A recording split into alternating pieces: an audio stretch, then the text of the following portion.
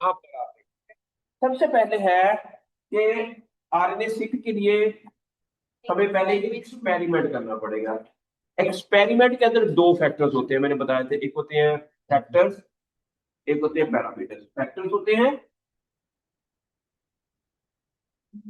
And factors क्या होते हैं? इनपुट्स। जो पैरामीटर्स होते हैं वो आउटपुट को कहते हैं। बच्चों, ये लॉजिक अगर आज ये आपको सीख रहे हैं ना, तो आपको यही हर एक्सपेरिमेंट के अंदर जब भी आपको रिसर्च करोगे ना, आपको इसी चीजों ऐसे ही करोगे। ठीक है? हमने कोई प्रॉब्लम आती है, कोई दुनिया में कोई प्रॉब्लम आती है, उसका सोल्यूशन निकालना होता है। तो पहले हमें ये पता करना कि प्रॉब्लम है किस वजह से। प्रॉब्लम है किस वजह से? पौधे के अंदर प्रॉब्लम न्यूट्रिशन की कमी की वजह से आई है, पानी की कमी की वजह से आई है, हीट की वजह से आई है। नहीं, डी तो बाद में ना। प्रॉब्लम है किस वजह से? किसी पैथोजन की वजह से आई है, किसी हीट की वजह से आई है, ड्राउट की वजह से आई है, या पानी की कमी ज्यादा हो गई है, या ह्यूमिडिटी लेवल ज्यादा हो गया है, या कम हो गया है, या many other factors, environmental factors हो सकते हैं, स्मोक की वजह से, या एनीथिंग। लेकिन अब हमें इन सब में से ये मालूम करना है कि भी किसकी वजह से ये प्रॉब्लम आया, किसकी वजह से ये प्रॉब्लम आया है। अच्छा, फिर उस प्रॉब्लम का सोल्यूशन क्या है वो भी निकालना है हमने भी। ये साइंटिस्ट साइंटिस्ट क्या होते हैं? वो प्रॉब्लम आइडेंटिफाई करते हैं और उनका सोल्यूशन देते हैं। यही होते हैं ना, these are the scientist. Scientist are those, they identify the problem and give solution. तो उसके लिए what we did, we actually do some experiment. What we do, we actually go with some experimental design, experimental design। और उस experimental design के अंदर क्या है कि we, अच्छा, उसके लिए जब हम एक्सपेरिमेंट करते हैं तो उसके अंदर हम पहले ये चेक करते हैं कि ये जो ये जो सिम्टम्स आई हैं, that might be because of the deficiency of nitrogen. हमने नाइट्रोजन कम दी। अब हम क्या करेंगे? नाइट्रोजन की डिफरेंट डोज, बल्कि एक पौधा है उसको कोई नाइट्रोजन नहीं देनी, एक को दी 5 ग्राम, एक को दी 10 ग्राम, 15 ग्राम, 20 ग्राम। ये क्या होंगे? यहाँ पर नाइट्रोजन इज अ फैक्टर है। नाइट्रोजन क्या है? और उसकी डिफरेंट जो नंबर्स हैं वो उसकी ट्रीटमेंट है। नंबर्स क्या है? ये ट्रीटमेंट है। फैक्टर्स क्या है? नाइट्रोजन। ट्रीटमेंट क्या है? उसकी डिफरेंट वेरिएबल्स, जो वेरिएशन आ रही है ट्रीटमेंट वो नंबर्स के अंदर, वो क्या है? उसकी ट्रीटमेंट्स। और हर ट्रीटमेंट के 3 रेप्लिकेट होते हैं। हर ट्रीटमेंट के मिनिमम 3 रेप्लिकेट्स होने चाहिए। वो 10 भी हो सकते हैं, 20 भी हो सकते हैं, 50 भी हो सकते हैं। मिनिमम, जब हमने एक्सपेरिमेंट करना होता है तो minimum 3 replicate should be there. समझ आ गई? अब हमने अगर जीरो है ना, जीरो का मतलब हम 3 पौधों को 0 0 फर्टिलाइजर देना है। 3 पौधों को 5 5 5, फिर 3 को 15, 3 को 20। और ये इससे हमारी यील्ड आती है, जीरो से हमारी जो यील्ड आती है वो आती है। पर ये हमें ये प्रॉब्लम है कि टोमेटो के अंदर यील्ड कम आती है। ठीक है? पर किया इससे हमारी यील्ड आ रही है 5 6 4। एवरेज क्या होगा? 5 होगा। 4 + 6 + 5 मल्टीपल डिवाइडेड बाई 3। अब इसकी एवरेज वैल्यू आई 0 पे 5। जब हमने 5 ग्राम डाला तो उससे यील्ड आ गई 20, 22 और 18। इन तीनों का एवरेज क्या आ गया? 20। What does mean? A 5 gram increase in fertilizer will increase the yield of up to 5 से 20 में चली गई, 5 से 20 में चली गई। अब हमने जब 10 ग्राम डाला तो ये 50 हो गई। जब हमने 15 डाला तो तब भी ये 50 थी।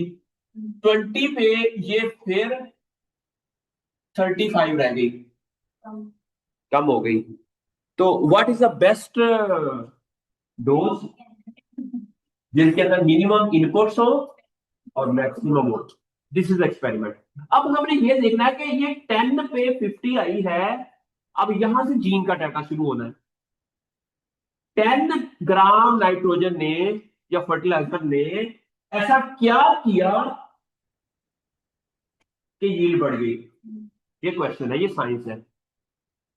एक आम माली को भी कहेंगे ना भी एक नो 0 पा रहे हैं, एक नो 5 पा रहे थे, 10 पा देते हैं, और फिर उन्होंने वेट मेजर करना कितनी यील्ड आई है, वो आपको एक फार्मर भी बता देगा, एक किसान, एक माली, एक अटेंडेंट भी बता देगा। लेकिन वो ये नहीं बताएगा इस फर्टिलाइजर ने उसके अंदर जाके क्या किया। This is the work of scientist, this is the, आप लोगों को पता हो सकता है if you know how to analyse these data. समझ आ गई? यहाँ पर समझ आई? अब हम क्या करेंगे कि कौन से जीन्स हैं जो इस दौरान अप रेगुलेट हुए हैं, कौन से जीन्स हैं जो डाउन रेगुलेट हुए हैं, और तो ये यील्ड आई है। ठीक है, अब हम वो आइडेंटिफाई करेंगे genes that way a role in increasing the yield of the, ठीक है। अब वो कैसे करेंगे क्वेश्चन, उसके लिए हम क्या करेंगे, आरएनए सीक एनालिसिस। क्या करेंगे? RNA sequencing. अब हम इससे भी मैसेंजर आरएनए आइसोलेट करेंगे, इससे भी मैसेंजर आरएनए आइसोलेट करेंगे, ठीक है, इससे भी करेंगे, और इन तीनों तीनों से करेंगे, फिर तीनों का एवरेज ले लेंगे, जो भी एमआरएनए की फाइनल वैल्यू आएगी। अब हमारे पास कितने सैंपल्स होंगे? अगर ये कितने हैं, 1 2 3 4 5, 5 है ना, 5 को मल्टीप्लाई बाई 3, 18 15 सैंपल्स होंगे।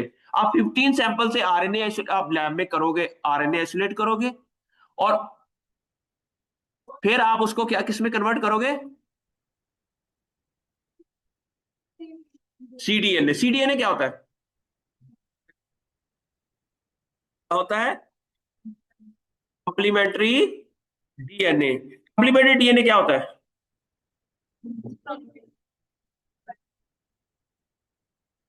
बताइए, कॉम्प्लीमेंट्री डीएनए क्या होता है?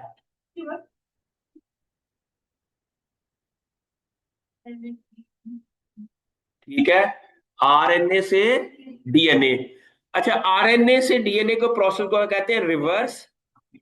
ठीक है, अब वो मैंने सारा आपको बता दी। अभी आपको बताऊंगा कि आपने अपने जीन का, अपने जीन का अब हमारा पर्पस क्या है यहां पर? हमारा पर्पस ये कुछ नहीं है, यहां पर हमने ये मालूम करना है what is the role of PR1 gene in yield increase. Can अब PR1, क्योंकि आप सिर्फ PR1 पे काम कर रहे हैं, ठीक है, या NHX1 पे, या PR1 पे भी कर, NHX1 पे को काम कर रहे हैं हम लोग, कि is there any role of NHX1 in increasing the yield of this? ये आपका ऑब्जेक्टिव है। मेरी बात की समझ आई? आपका ऑब्जेक्टिव क्या है? You want to know whether this increase in yield at 10 gram, क्या NHX1 ने इसके अंदर कोई रोल अदा किया है? ये आपका ऑब्जेक्टिव है, ये आपका हाइपोथेसिस है। आपने कह दिया कि NHX1 play a role during nitrogen enhance या इंक्रीज लेवल से, हमने फर्ज किया जमशेद, हम इसके ऊपर हम एक हाइपोथेसिस, कोई भी हाइपोथेसिस बना सकते हैं। हम कहेंगे जब फर्टिलाइजर लेवल ज्यादा किया तो NHX1 के वो जो नाइट्रोजन हमने ऐड की वो अमोनियम नाइट्रेट थी, फर्ज किया वो अमोनिया था, उस अमोनिया ने जाके NHX1 जीन का एक्सप्रेशन को एनहांस कर दिया, और उसने यील्ड रिलेटेड जो जीन थे उनको एनहांस कर दिया, जिसकी वजह से यील्ड बढ़ गई। ये मेरा फर्ज किया, हमने एक हाइपोथेसिस बना लिया, हमने फर्ज किया ऐसा हुआ होगा, फर्ज किया। अच्छा, अब हम अब इसका एनालिसिस करेंगे। अगर एनालिसिस के दौरान हमें इसी तरह के रिजल्ट मिल गए, इनमें हमारा हाइपोथेसिस ठीक है, हमने वैसे सोच लिया, ठीक है, हमने कहा कि NHX1 जीन जो है जब नाइट्रोजन ज्यादा देते हैं तो जो उससे ऐसे जीन्स को वो एक्टिवेट करता है, जिस फर्ज करिए हमने हाइपोथेसिस दे दिया। अब हम चेक करेंगे कि वाकई जिस इनमें जिन जो जो इसका लेवल बढ़ता जा रहा है, तो वाकई NH1 का भी, या उन 10 NH में से कौन सा NH है जिसका एक्सप्रेशन बढ़ रहा है, कौन होगा जिसका कम हो रहा है, किसका सिग्निफिकेंटली कम हो रहा है, किसका सिग्निफिकेंटली, क्या किसी के एक्सप्रेशन के अंदर चेंज आएगी। तो कुछ भी हो सकता है ना। एक है, फर्ज किया यहाँ पर बाहर क्रिकेट का मेला लगा हुआ है, ठीक है, या क्रिकेट सिलेक्शन करनी है। अब मैं कहूँ यार बाहर क्रिकेट लगा हुआ है, आप में से ये दो बंदे जाते हैं, और या सारी दो ही जाते हैं, या सारी क्लास जाती है, या कोई नहीं जाता। इट मीन्स दैट इनमें से जितने, इसका मतलब है कि अगर क्रिकेट का सुन के लोग ज्यादा खुश होकर जाते हैं, it mean they really like cricket, जहाँ के लोग ज्यादा लोग क्रिकेट करते हैं, वो सिग्निफिकेंटली अप रेगुलेट। अगर कुछ कहते हैं यार नहीं जाना, ठीक है, और कई है दरमियाने से पहले भी दो बंदे बाहर थे, जब क्रिकेट आई फिर भी दो भी बंदे बाहर। It mean there is no change in the, ठीक है। तो मेरी बात की समझ आ रही है। तो इस तरह का अब हमने एनालिसिस करना है, यहाँ पर आप ये एनालिसिस करना है। अब आप लोगों की जो कोई एक क्रॉप होगी, मैं उसको देखता अच्छा ये डाटा कहाँ से मिलेगा, जो जीन एक्सप्रेशन का डाटा, उनकी जो वैल्यूज है, ये RNA क्वांटिफाई करके ये जो वैल्यूज है जो मैंने बताई थी, ये वैल्यू अब आपको बताएंगे कि आपको अपनी क्रॉप का डाटा कहां से मिलेगा। अब ये बड़ा इंपॉर्टेंट टॉपिक है, आज आप लोगों ने इसको सीखना है। आपने आज ही घर जाके अपने अपने जीन का, ठीक है। अच्छा उससे पहले जस्ट एक, आपने mRNA आइसोलेट किया। mRNA आइसोलेट करने के बाद ना आप लोगों के इधर क्या होगा, जीनोम एनालाइजर, या आपके पास वो है स्पेक्ट्रोफोटोमीटर होगा, है। अच्छा हम ना, इसके अलावा नैनो ड्रॉप होता है, वो उसके अंदर ना हम RNA आइसोलेट करते हैं, उसको नैनो ड्रॉप के अंदर नैनो डालते हैं उसका DNA, वो हमें बता देता है कि इसके अंदर DNA की कंसंट्रेशन कितनी है। DNA और RNA को मेजर करना हो तो हम 260 नैनोमीटर और 280 नैनोमीटर पे रीडिंग लेते हैं। उसके बाद एक वैल्यू आती है, वो वैल्यू हमें बताती है, अगर तो वो वैल्यू उस रेंज में है, फर्ज किया उसकी वैल्यू है 1.2, 1 से 1.2 के दरमियान में वैल्यू आनी चाहिए, अगर तो वो वैल्यू उसी के रेंज में आती है, इट मींस वो प्यूरिफाइड RNA है और क्वालिटी RNA क्या है। अच्छा दुनिया में कोई भी काम करना होता है ना, उसके क्वालिटी चेक्स होते हैं, क्या होते हैं, क्वालिटी चेक्स का मतलब ये है, फर्ज किया हमने कोई जैसा शौकत खानम, आप बायोटेक्नोलॉजी के बंदे हैं, शौकत खानम से हम क्यों टेस्ट करवाते हैं ज्यादा, उनकी ना क्वालिटी चेक्स बड़े हैं, उनके रिजल्ट्स बड़े अच्छे क्यों होते हैं, वो रियल टाइम PCR करते हैं, या कोई भी उनका वो जो टेस्ट करते हैं ना, उन्होंने साथ में कुछ ऐसे सैंपल रन करते हैं जिनके अंदर कंफर्म होता है कि इतना ही वायरस टाइटर है। फर्ज के हमने कह दिया कि एक सैंपल है, उसके अंदर 400 वायरस के मॉलिक्यूल है, और हमने कई बार कई मशीनों से टेस्ट करवाया तो वो 400 आता है, ठीक है। अब हमने मशीन को पहले टेस्ट करना है कि अब ये मशीन कहीं खराब तो नहीं होगी, तो हम वो सैंपल रन करेंगे, अगर वाकई 400 वैल्यू आती है, it mean our machine is quality उसकी ठीक है, कैलिब्रेटेड भी है, जिस तरह आप जो पाइपर्स है उसको कैलिब्रेट करते हैं, आप pH मीटर को कैलिब्रेट करते हैं, आप स्पेक्ट्रोफोटोमीटर को कैलिब्रेट करते हैं, आपने वेट करना होता है सब पहले टैब दबाते हो, तो अगर वो जीरो आता है कि वो कैलिब्रेटेड है, ठीक है। आपने ये क्वालिटी चेक से, ये क्या है, आपने RNA आइसोलेट किया, सबसे पहले उसका क्वालिटी चेक किया कि हमने वो जो हमारा रिक्वायर्ड RNA की डिग्रेडेड फॉर्म में ना हो। अब इसमें वो प्लांट का कसूर नहीं है, प्लांट में तो जीन नॉर्मल था RNA, आपकी जो आइसोलेशन मेथड है ना, केमिकल खराब था आपका, इससे तो आपका सारा एक्सपेरिमेंट सत्यानाश हो गया ना। इसमें हमारा जीन का डाटा प्लांट खराब नहीं है, आपकी लेबोरेटरी की इन्वायरमेंट खराब थी। आपने सबसे पहले आइसोलेट किया RNA, आपने उसकी क्वालिटी चेक किया, क्वालिटी चेक का मतलब उसका चेक किया कि उसका RNA ठीक आया है, उसके बाद फिर आपने उसको DNA में कन्वर्ट किया, जब डीएनए में कन्वर्ट किया फिर उसकी क्वालिटी चेक है, उसकी भी एक खास वैल्यू है कि डीएनए की वैल्यू हमें इस इतने नैनोमीटर पे लेनी है। अगर उसके अंदर प्रोटीन की या अदर न्यूट्रिएंट्स या अदर मॉलिक्यूल की कंटेमिनेशन होगी तो ये वैल्यू आएगी, अगर नहीं होगी तो ये वैल्यू आएगी। सब क्वालिटी चेक्स है। जब हमने देखा ओके बेस्ट रिजल्ट आए हैं, हमने दूसरे, अब आपने इसे आरएनए एसिड किया उसका भी क्वालिटी टेस्ट करेंगे, इसका आरएनए।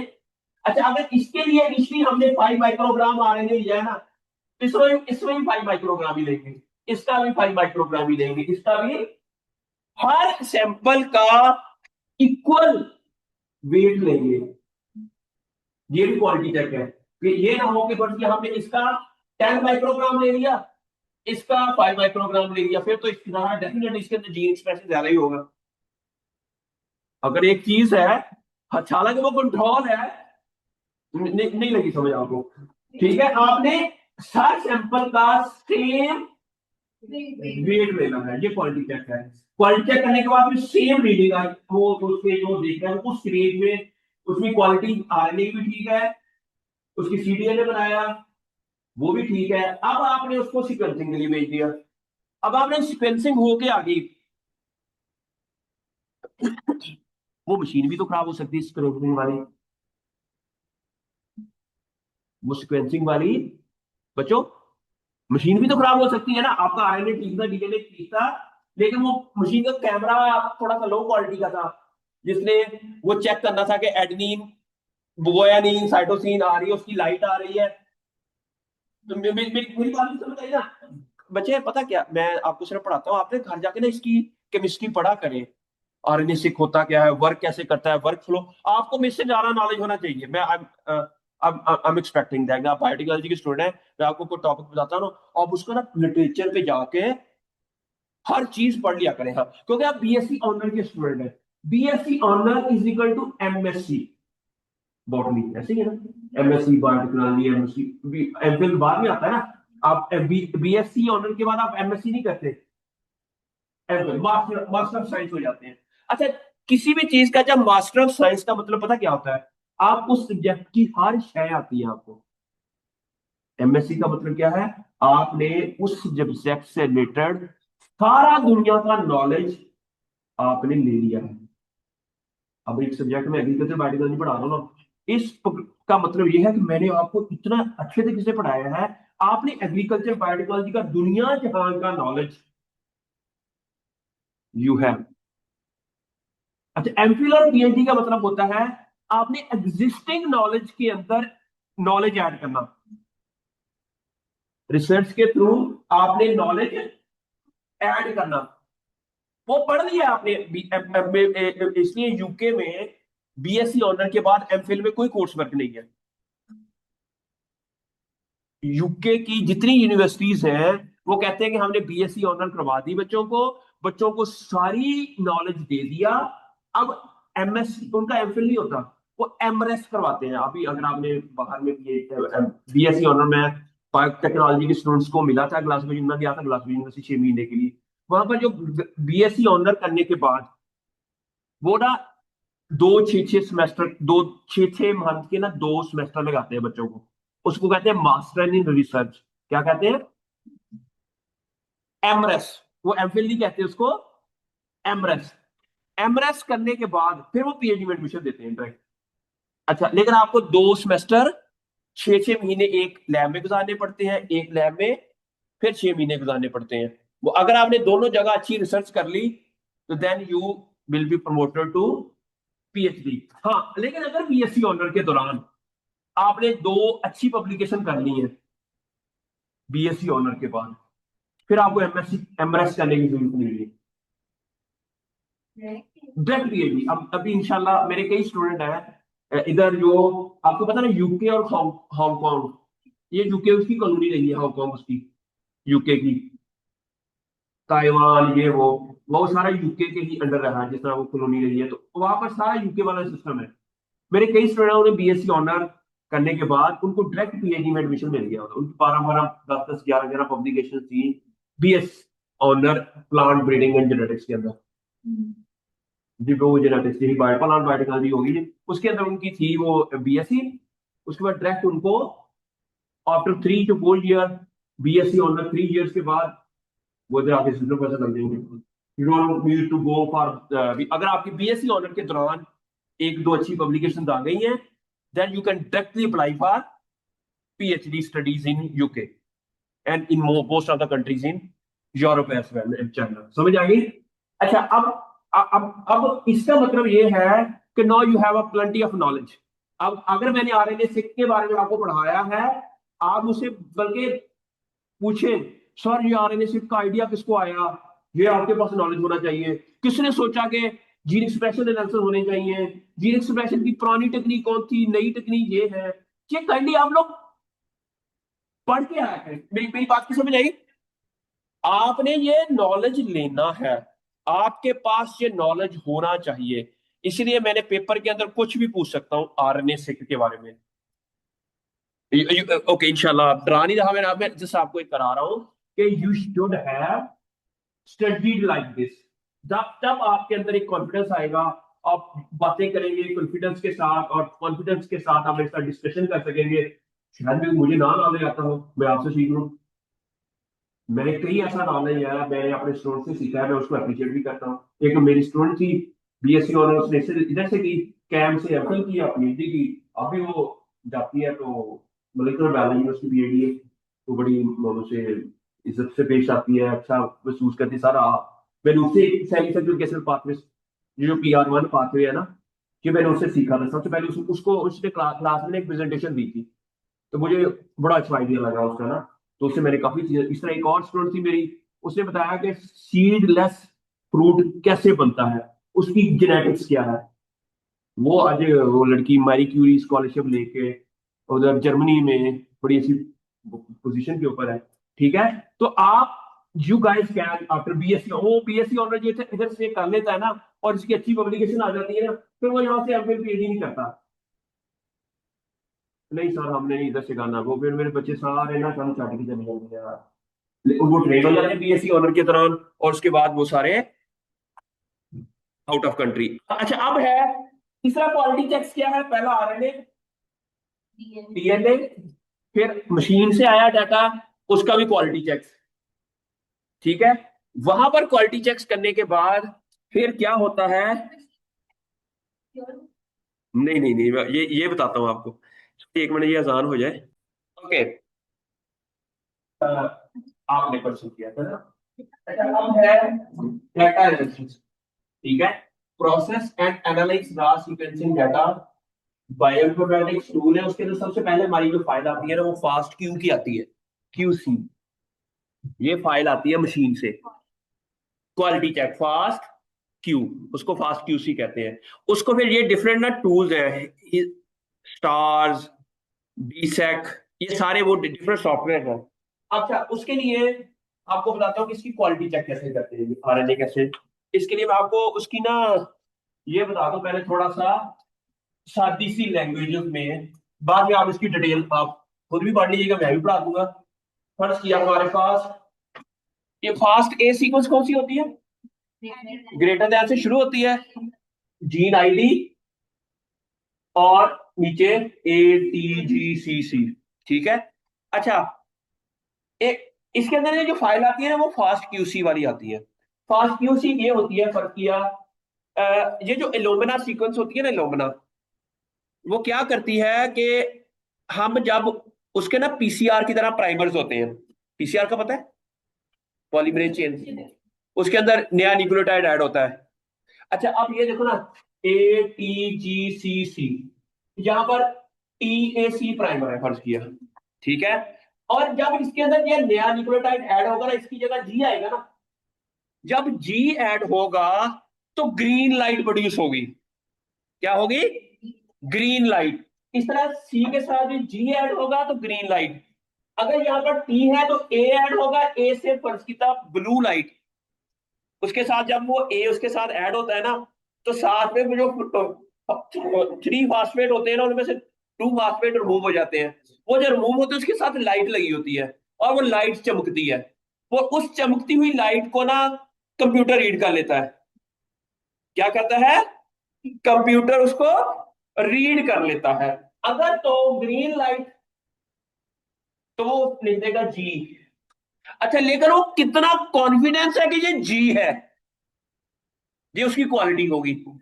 फर्ज किया मैं देखता हूं, मुझे सिर्फ आज जी आर तक नजर होगा, लेकिन वो लाइट आ रही है पीछे, जियो और डायरेक्टर ऑफिस तक भी देख लेती है। ठीक है, समझ आई ना? तो इट मीन इसका जो एफिशिएंसी है वो देखने की मुझे ज्यादा अच्छी है। अब अब मैं वो पहचान नहीं, मैं पहचान लिया। फर्ज किया मैं कितना कॉन्फिडेंस था कि आपका नाम क्या बचे, अब मुझे कितना कॉन्फिडेंस है कि ये अब्दुलरहमान है, ये मेरा कॉन्फिडेंस लेवल है। फर्ज किया मैं कहता हूं मैं 97% कॉन्फिडेंस है कि ही इज अब्दुलरहमान। तो फिर जब ये जी सीक्वेंस होगा ना, इसके नीचे ना मैं एक कॉन्फिडेंस लेवल भी लिखूंगा। उसकी एक वैल्यू होती है, वो होती है 0 से 40 तक। 0 से, अगर बहुत अच्छा कॉन्फिडेंस है तो कहेगा 40, कंप्यूटर ही कहेगा, कंप्यूटर खुद ही थिंक करेगा कि यहां पर ए होगा, यहां पर टी होगा, यहां पर जी होगा। यहां पर वो कंफ्यूज हो जाएगा, पर क्या वो कह देगा 20% मुझे कॉन्फिडेंस है कि ये यहां ग्रीन लाइट आ रही है। हर मशीन, अच्छा, अब एफिशिएंसी है। अब ये इसके, लेकिन वो यहाँ 20% नहीं लिखेगा, हमने 20 को कह दिया आई, जी के नीचे लिख देगा आई, ए के नीचे लिख दिया जे। इसको फास्ट क्यूसी फाइल कहते हैं, इसे क्या कहते हैं, फास्ट। अच्छा, फिर हम देखेंगे ये टोटल 100 थे न्यूक्लियोटाइड, और उसके नीचे उसके 100 क्वालिटी स्कोर भी हो गया। फिर हमने देखना है कि इस पूरे 100 में से कितने परसेंट वो श्योर है कि जो वैल्यू 32 से 40 के दरमियान में आई है। अगर तो 32 से 40 के दरमियान में आएगी वैल्यू, तो वो क्वालिटी स्कोर है। वो कहेंगे ठीक है, अगर वैल्यू जो है ना इससे कम होती है ना, इट में वो अन्ना सीगा, वो मशीन नहीं ठीक सी, कैमरा सही नहीं था, कुछ वो कंफ्यूज हो गया था। ठीक है, समझ आ गई? फिर हम ये जो डाटा आता है, उस डाटे को हीस्टैट स्टार, ये डिफरेंट सॉफ्टवेयर हैं, उसके अंदर डालते हैं। वो हमें उसमें से फिल्टर करके दे देता है कि इतने पर फर्ज किया हमारे पास 25 लाख रीड्स आई हैं, 25 लाख। उसमें कहता है कि 12 लाख रीड्स मुझे समझ ही नहीं आई। 13 लाख रीड्स का डाटा वो हमें दे देगा, 13 लाख। अच्छा, जब आपने इसमें 13 लाख का डाटा दिया ना, तो सब में आपने 13 13 लाख लेने हैं। उसमें से फिर जीन एक्सप्रेशन देखना है आपने। हर जगह क्वालिटी चेक्स है। अच्छा, जब रीड्स ले ली, रीड्स किसे कहते हैं, जब एक एमआरएनए का मॉलिक्यूल, सीडीएनए का एक मॉलिक्यूल सीक्वेंस होता है, तो एक रीड होती है। नहीं लगी समझ? जब एक एमआरएनए का मॉलिक्यूल जब हम सीडीएनए में बनाते हैं, और वो डीएनए का एक मॉलिक्यूल जब सीक्वेंस होता है, वो सीक्वेंसिंग फाइल को हम एक रीड कह देते हैं।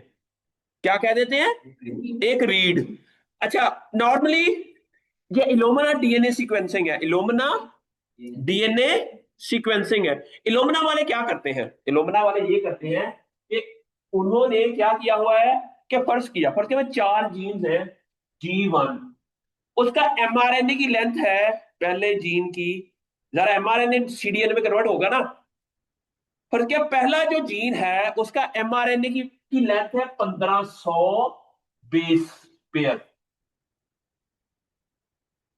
एक एमआरएनए की। ठीक है, अगर 15 एमआरएनए बने हुए हैं, तो 1500 के मॉलिक्यूल होंगे। नहीं लगी समझ? अगर एक एमआरएनए की लेंथ कितनी है, 1500। अच्छा, अगर उससे जो डीएनए बनेगा उसकी लेंथ कितनी होगी, वो भी 1500 ही होगी। अच्छा, फिर हम क्या करते हैं, डीएनए में कन्वर्ट करके उस डीएनए को ना छोटे छोटे टुकड़ों में कन्वर्ट कर देते हैं। वो होते हैं टुकड़े 100 बेस पेयर के। कितने? अब इसके 15 टुकड़े बन जाएंगे। Everything is clear? पहले आरएनए एसिलेट करते हैं, फिर उसको डीएनए में कन्वर्ट करते हैं, और उस डीएनए को साउंड वेव से हम 100 के, क्योंकि जो मशीन है ना, जिस मशीन ने इसको सीक्वेंस करना है, उसकी कैपेसिटी ये है कि वो सिर्फ 100 बेस पेयर के टुकड़े को सीक्वेंस कर देती है। अगर 100 बेस पेयर के 5 अरब टुकड़े भी हैं ना, वो उसको सीक्वेंस कर देगी। लेकिन अगर वो 1000, 1500, 2000 बेस पेयर के टुकड़े हैं ना, उसको वो सीक्वेंस नहीं कर सकती। नहीं लगी समझ बचे? आपको समझ आई क्या है कि 100 बेस पेयर का जो सीक्वेंस है, 100 बेस पेयर का जो डीएनए का टुकड़ा है, वो चाहे अरबों भी है ना, और उसकी अरबों फाइलें बना देगी, एक उसकी अरबों फास्ट क्यूसी फाइल बना देगी, उसकी अरब जो है फास्ट क्यूसी फाइल बना देगी साथ उसके कॉन्फिडेंस इंटरवल के साथ। ठीक है, अगर फर्ज किया मैंने देखा कि कंट्रोल के अंदर एमआरएनए के मॉलिक्यूल हैं इस G1 के 5 और ट्रीटेड के अंदर है 50, अब इसके कितने टुकड़े बनेंगे? 5 के। एक एमआरएनए के टुकड़ा है, जो एमआरएनए की लेंथ है ना वो 1500 है, इससे कितने टुकड़े बनेंगे? 15। अगर इसके 5 मॉलिक्यूल है 75, एग्जैक्टली यू आर राइट, इसके 75 रीड्स बनेगी। इसकी कितनी रीड्स आएंगी? वो 100 का टुकड़ा जब सीक्वेंस होता है, उसको एक टुकड़े को हम क्या कहते हैं? रीड। उसको क्या कहते हैं? रीड। समझ आ गई आपको? क्लियर? पीछे बचे आपको हर बंदे को पता लगना चाहिए कि what are reads, what are reads. ठीक है, जब वो 100 बेस पेयर का वो टुकड़ा सीक्वेंस होता है, अच्छा फर्ज किया अगर इधर 5 या इधर 50 है, 50 वाले की कितनी रीड्स होंगी? 750, एग्जैक्टली 750 रीड्स होंगी। जब ये सीक्वेंस होके आएगी ना, इसकी 750 फाइल्स बनेंगी, इनकी 75। ऐसे ही है। You are right, great, you are great. अब हमारे पास है G2, उसकी लेंथ है 1200, इसकी कितनी रीड्स बनेगी? 12। तो कंट्रोल के अंदर अगर 10 है और इसके अंदर इसके 20 है, उसमें 240। ठीक है, उस इसकी 12 रीड्स बनेगी ना, 12 10 120 रीड्स, इसकी 240 read. It mean I am happy now कि you guys are very great. आपको समझ आती, क्योंकि इतनी आसानी से समझ मैंने बहुत लोगों को पढ़ाया, नहीं आई इतनी आप लोगों को आसानी से। लेकिन आप फील नहीं करते कि आप इंटेलिजेंट हैं, मेहनत नहीं करते। ठीक है, फील करें, यू आर अ साइंटिस्ट। बच्चे वो तो शुरू में सैंपल लेना ना, अब तो नहीं, अब जो भी सैंपल आएगा वो बताएगा कि इसके अंदर कम एक्सप्रेशन हुआ है, इसके अंदर ज्यादा हुआ है। शुरू में तो जहर इक्वल ही रहेंगे ना। अब ये नहीं होगा कि आपको मैं टेस्ट लूं रियाजी का, इसका टेस्ट लूं मैथ का, नहीं मैथ का नहीं, साइंस का। अब मैं कहूँ कि तुम दोनों इक्वल आ, ऐसे नहीं हो सकता। अब मैं कहूँ कि तुम दोनों साइंस में इक्वल है, ये गलत है। इसका अगर साइंस में लेना है तो आपका भी साइंस का टेस्ट होगा, तब मैं कहूंगा कि आप दोनों IQ लेवल साइंस में सेम है। एक इंग्लिश का मैथ, हाँ एक उर्दू का मैथ भी हो सकता है। समझ आ गई? ये भी बात आपकी ठीक है।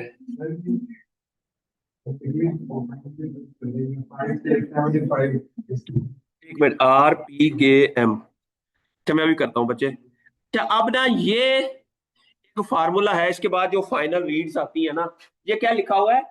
RPKM, पर किलोबेस पर मिलियन मैप्ड रीड्स। RPKM ये जीन एक्सप्रेशन का यूनिट है। क्या है? जीन एक्सप्रेशन का यूनिट है। बच्चे मैं भी आपको एक्सप्लेन करता हूँ। अच्छा, is used in RNA sequencing to measure the gene expression level by accounting both the length of the gene and the total number of reads in a sample। अच्छा आपने दोबारा क्वेश्चन पूछे, क्या कहा था आपने? तो आपने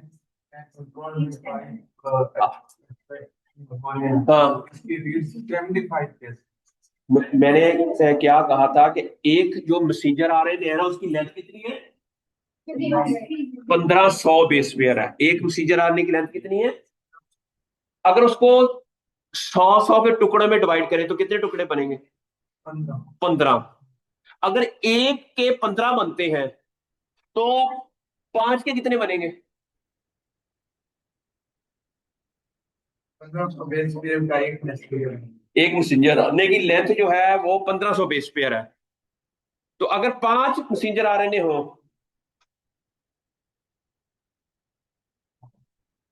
उसके ए के 15 बनते हैं, तो 5 के कितने बनेंगे? 75। ठीक है, इसी तरह ही 50 के 750 बन जाएंगे। अच्छा, अब हमारे पास रीड्स आ गई, अब हमारे पास और तमाम जीन्स की आ गई रीड्स, जितने भी जीन एक्सप्रेस हुए हुए थे उन सब की रीड्स हमारे पास आ गई।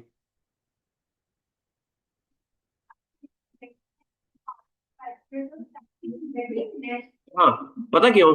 जब हम एमआरएनए आइसोलेट करते हैं, सीडीएनए बनाते हैं ना, सीडीएनए बनाने के बाद उसको जब हम साउंड वेव्स देते हैं ना, उसको जेल पे रन करते हैं। जेल तो पता ही है ना, डीएनए जेल। जेल पे रन करते हैं, जो 100 बेस पेयर के बैंड के साथ आए होंगे ना, सिर्फ वही हम एलूट कर लेते हैं जेल में से वो टुकड़ा, और उसको सीक्वेंसिंग के लिए। अच्छा, मशीन की कैपेसिटी, अच्छा ये, अच्छा, this is very good question. जो इल्यूमिना वालों ने जो शुरू में मशीन डिस्कवर की थी ना, उसकी ये मजबूरी थी, उसकी कैपेसिटी इतनी थी। लेकिन आजकल जो नई मशीन आई है ना, वो तो 1500 बेस पेयर को भी डायरेक्ट ही कर लेती है।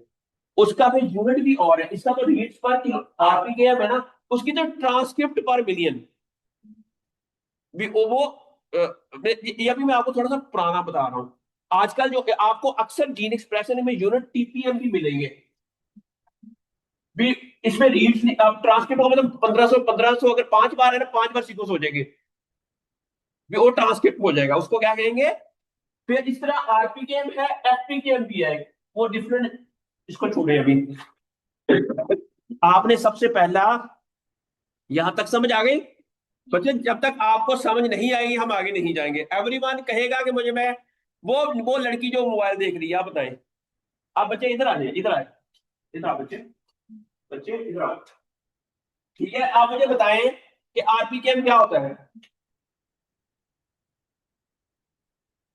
What's your name? है, ये लिखा हुआ है, रीड्स पर किलोबेस। जरा अगर 1500 किलोबेस है, उसके मुताबिक कितनी रीड्स आएंगी, ये वो आ गई पर मिलियन मैप रीड। मैं बताता हूँ ये क्या है। ठीक है, इधर बैठ जाइए, इधर बैठ जाइए, ठीक हो गया। अच्छा, अब हमारे पास डाटा आ गया, होल जीन के रीड का डाटा आ गया। अब हमें नहीं पता कौन सी रीड किस जीन की है, अभी तक नहीं पता चला। जरा हमें पता ही नहीं, हमें तो हमने आरएनए आइसोलेट किया, उसको डीएनए में कन्वर्ट कर लिया, उस डीएनए ने टुकड़े टुकड़े किए, उसके साथ अडॉप्टर अटैच किए और मशीन को भेज दिया। मशीन ने उस 100 बेस पेयर के सारे टुकड़ों को रीड अभी सीक्वेंस कर दिया। क्या कर दिया? अब हमारे पास क्यूसी वाला डाटा आ गया। क्या आ गया? क्यूसी वाला। ठीक है, अब हमने उसमें से वो सॉफ्टवेयर को बताया, सॉफ्टवेयर ने हमें ये बताया कि इसके 25 लाख रीड्स में से 12 लाख या 3 लाख या 4 लाख रीड्स ऐसी हैं जिसकी क्वालिटी पे वो पूरा, हमने वो सॉफ्टवेयर के अंदर वो एक जस्ट हम उसको कमांड देनी है, उसने उसको डिलीट कर देना है। अब हमारे पास सिर्फ क्वालिटी रीड बन गई। जब क्वालिटी रीड होगी तो वो फास्ट ए में आ जाएगी। जो क्वालिटी रीड्स होंगी उसको वो फास्ट ए का नाम दे देगा। ये समझ आ गई? फास्ट क्यू फाइल और फास्ट ए फाइल। जो फास्ट ए वाली फाइल होती है वो इट मीन सारी क्वालिटियां कुलटियां तो ना पास पूस होके पाक होके आई होती है। जी बच्चे, क्वेश्चन। आज अब हमने क्या करना है कि जिस तरह हम अलाइनमेंट करते हैं फाइलोजेनेट ट्री बनाने के लिए, हम क्या करते हैं कि फाइटोसोम से जीनोम लेते हैं, फाइटोसोम से पूरा जीनोम, जीनोम का पूरा जीनोम, और उसके साथ हम इन रीड्स को ना अलाइन करते जाते हैं। फर्ज किया ये जहां पर जीन नंबर 1 है ना, अगर उसके साथ 75 रीड्स अलाइन हुई हैं, तो 75 रीड्स इसके साथ अलाइन हो गई, इसका मतलब क्या है? कितने जीन एक्सप्रेस हुए हैं? नहीं, 75 को 15 पे डिवाइड करो, क्योंकि एक 1500 का मैसेंजर आने के अंदर कितनी रीड्स है? 15। तो अगर 75 है तो वो इसमें 5 मालिक्यूल होंगे ना, इनिशियली कितने होंगे? रिवर्स लेके जाना आप उसको। समझ आ गई ना? उससे हमें यह पता चल जाएगा कि इनिशियली कितने एमआरएनए के मॉलिक्यूल थे। वो वैल्यू, उस वैल्यू को हम कहते हैं आरपीकेएम। उसको क्या कहते हैं? आरपीकेएम। इसका फार्मूला क्या है मैं आपको बताता हूं। फार्मूला ये है, आप इसमें देखें, ये तो इसका फार्मूला होगा, इधर देखते हैं, एक फार्मूला है इधर, ये देखो, ये बड़ा अच्छा खूबसूरत दिया होगा मुझे लगता है यहाँ पर इसका फार्मूला। मिस यूज नहीं हो इसका, परसेंट, हाँ। ओए मेरा ही आ गया है, मेरे प्लांट मोल ही ज्यादा। ओए होए होए, मेरी वेबसाइट पे जिक्र आ गया है इधर। ठीक है, in gene expression also three critical metrics often called, इधर ही लग जाती है तो। अच्छा, अच्छा, फ्रैगमेंट पर किलोबेस पर ट्रांसफर मिलियन आरपीएम रीड्स पर, understand these concept is essential for interpreting RNA seq data. What are RPKM and what are FPKM? FPKM and RPKM are both normalization methods used to measure gene expression level. FPKM counts for the sequencing depth and gene length, allowing researcher to compare gene expression level across different genes within the single sample. अच्छा, अगर FPKM है कि अगर आपने within the single sample आपने compare करना है between the gene expression, and similarly RPKM provide comparable data between different sample. अगर आपने दो different samples के दरम्यान में डाटा कंपेयर करना है तो वो वैल्यू आएगी। और हम ज्यादातर आरपीएम ही लेंगे। Importance of TPM. TPM has emerged as a popular alternative to RPKM and unlike other two metrics, इसमें जो होता है कि इसमें पूरी ट्रांसक्रिप्टी वो हो जाती है। TPM normalize the read count by total number of reads and adjust for sample, वो खुद ब खुद ही वो कर देता है। ठीक है, इसका फॉर्मूला इधर इधर भी दिया हुआ है ना, ये देखें, तो इसके अंदर मैंने लिख ही नहीं सका है, इधर लिखा हुआ फार्मूला नहीं। अच्छा चलें, मैं आपको बताता हूँ पीछे जाके क्या, ये भी लिखना ही पैना होना है। आरपीकेएम फार्मूला वैसे मुझे आता तो है, लेकिन मैं जस्ट कंपेयर करने के लिए। अब ये देखें बच्चों, इसका जो, हाँ, अब ये देखें, ये फार्मूला इसका, ये जो है ना, आरपीकेएम का फार्मूला क्या है, ब्रैकेट शुरू ब्रैकेट बंद, रा काउंट। ये रा काउंट क्या है, आपके अपने जीन की, बल्कि आपके अपने जीन की रा काउंट है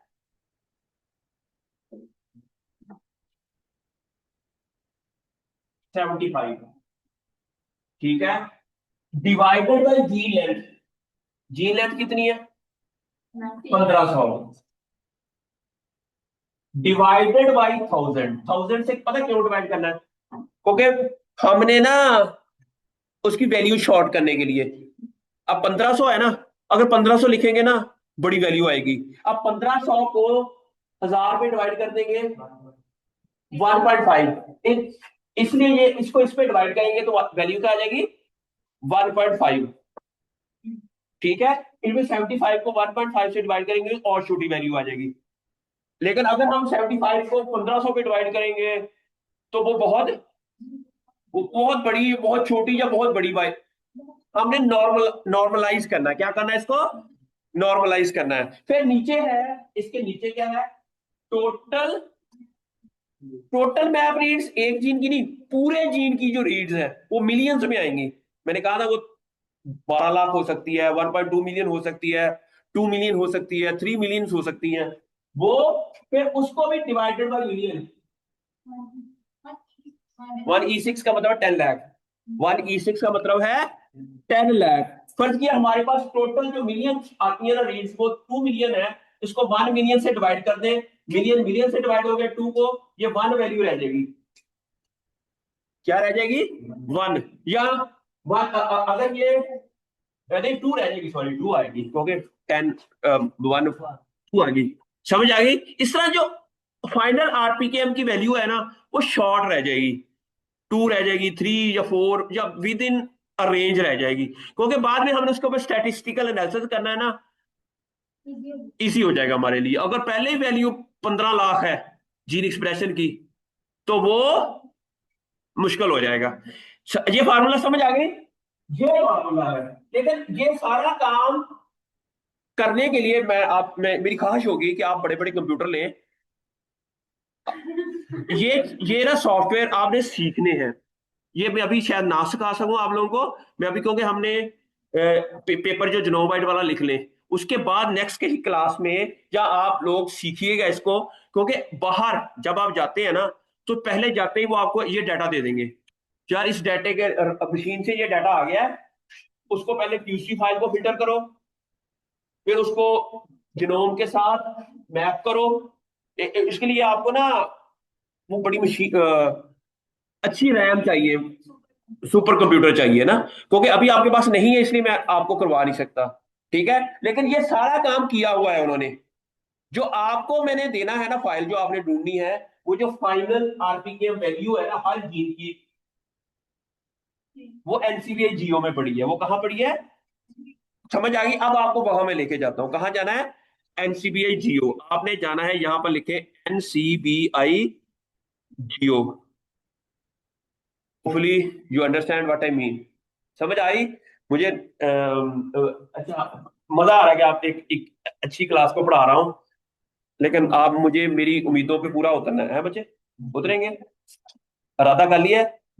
चलेगा इंशाल्लाह। ठीक है। अच्छा, अब क्या है कि हमने जाना है एनसीबीआई जियो में।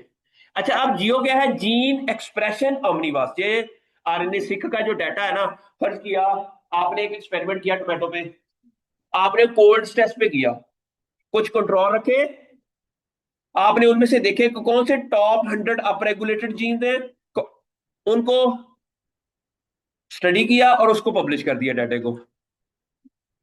अब फिर ये लड़की है, अब बच्चे आपका नाम, योर्स, मीरब, मीरब, मीरब ने काम किया फ्लावर डेवलपमेंट के ऊपर, और इसने जीन एक्सप्रेशन का डाटा लिया, जो टॉप 100 अपरेगुलेटेड जीन्स थे उनका डाटा पब्लिश कर दिया, और ये आइडेंटिफाई कर लिया कि these are the top 100 genes that could be involve in flower development. अब उन 100 में आपका वो एनएचएक्स वाला है कि नहीं, या टॉप 100 में या टॉप 1000 में, आपने उसमें से वो डाटा ले लिया, इसमें से भी ले लिया, उसमें से भी ले लिया, वे तीनों डाटा को इकट्ठा करके आपने आप बताया कि मेरे इनमें से ये जीन्स ड्राउट के दौरान ओवर एक्सप्रेस हो रहे हैं, ये जीन्स को कोल्ड के दौरान हो रहे हैं, ये जीन हीट के दौरान। इससे हमें जीन का फंक्शन भी पता चल जाएगा, which genes are involve in which process. समझ आ गई? अब आप लोगों ने, आपका काम यहां पर सिर्फ एनएचएक्स जीन के ऊपर है। आपने यहां पर क्या काम करना है, क्योंकि हमारा ऑब्जेक्टिव सिर्फ फोकस है। हमारा जो जिनोवाइड वाला प्रोजेक्ट है वो किस पे है, एक जीन के ऊपर है। आपने अब उन सारे जीन में से अपने जीन का ये मालूम करना है उसका क्या रोल है। उसके लिए अब आप जाएंगे एनसीबीआई जियो में। ठीक है, जियो में जाने के बाद आपने क्या करना है, आपने अपनी क्रॉप पहले सर्च करनी है। सबसे पहले आपने फिल्टर करना है अपनी क्रॉप को। आपने देखना है कि उसकी क्रॉप के कितने ऐसे एक्सप्रेशन वाले एक्सपेरिमेंट है, वो मालूम देखने हैं। ठीक है, क्योंकि आपका जो डाटा है NHX1, वो नॉर्मली एबायोटिक स्ट्रेसेस के दौरान उसका रोल आता है। तो हम पहले फिल्टर करेंगे एबायोटिक स्ट्रेसेस वाले जितने भी एक्सपेरिमेंट है। समझ आ गई? आप यहां पर लिखे, फर्ज किया यहां पर हम लिख देते हैं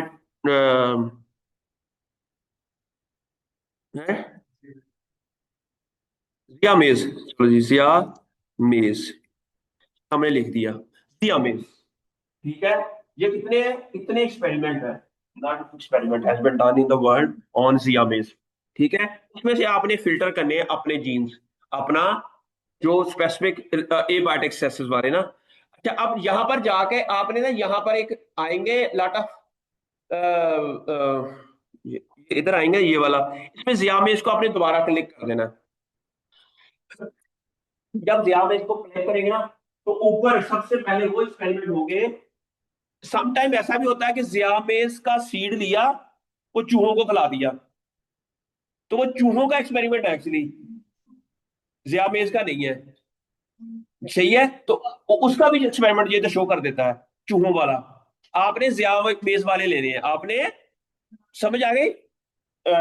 ओके। अब यहां पर ये हमारे पास डाटा आ गया। पहला डाटा क्या है? Single cell RNA data set from cell line and बहुत सारा ही आ गया। क्या आ गया? Mouse and maize tissues. ठीक है। मुस मस्कुलस इसको छोड़ देते हैं। तो अब यहां पर अगला एनालिसिस क्या है? Unlimited stage of leafy spot disease in मेज। अब ये देखें, ये मेज का डेटा आ गया। इसमें डेटा क्या है? Analysis of stereo cell Cercospora zeina transcriptome in early mid and late disease of grey. ठीक है, ये भी एक बायोटिक्स टेस्ट आ गया। ये क्या आ गया? Biotics test. आगे जाते हैं, नीचे जाते हैं बच्चे। इसमें हम कह देते हैं, इसको भी छोड़ते हैं।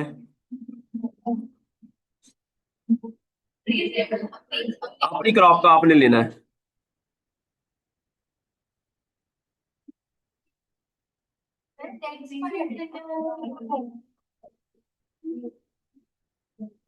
अच्छा अच्छा, अब ये देखो, ये मुझे एक्सपेरिमेंट थोड़ा सा ठीक लग रहा है। कहाँ है? अच्छा, अब ये जिया बेस की जो वैरायटी है, उसको इन्होंने seedling incubated 2 hours in water, पानी के अंदर इसको डुबो के रखा। Primary and seminal root tip, और फिर उसका आरएनए सिक सेलुलर। अब इन्होंने ये काम किया है कि आरएनए का जो डाटा लिया है अंडर हाई वाटर कंटेंट के अंदर ना, ये भी समझो फ्लड आ गया, समझो फ्लड वाला डाटा। जैसा आजकल हमारा वो फ्लड के अंदर हमने ये मालूम करना हो कि हमारी क्रॉप रावी दे पुल के थल्ले बह के ते की होया वा, तो वो चीज हमने मालूम करनी है। समझ आ गई आपको? You got my point. अब इसको अगर हम क्लिक करें, क्या अब ये जो क्लिक है, इस क्लिक को आपने देखना है कि ये एक्सपेरिमेंट कहां पर परफॉर्म हुआ। चलो की चल जाना, कितने चले जाना, वो लैपटॉप ओके। ये एक्सपेरिमेंट क्या है? जिया is shielding inoculated 2 hours in water। बच्चों, जिया is shielding inoculated 2 hours in water, primary and seminal root tip, वो सिर्फ प्राइमरी और सेकेंडरी रूट टिप तक। ठीक है। और उसके बाद आरएनए सीक्वेंसिंग की, और फिर उसकी ट्रांसक्रिप्टोम। ट्रांसक्रिप्टोम किसे कहते हैं? Total RNA at that time जो उसके अंदर एक्सप्रेस हो रहा है, वो उन्होंने मालूम किया। अब इसका समरी क्या है? 3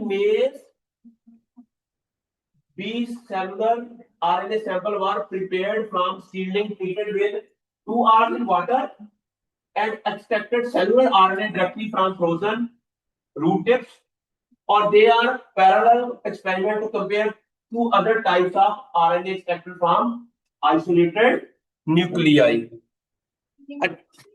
हाँ, उससे भी इन्होंने, एक मिनट, इसमें इन्होंने दिया होगा इनके पास ना, ये देखें, primary and semi water treatment है, वाटर ट्रीटमेंट है, ये 3।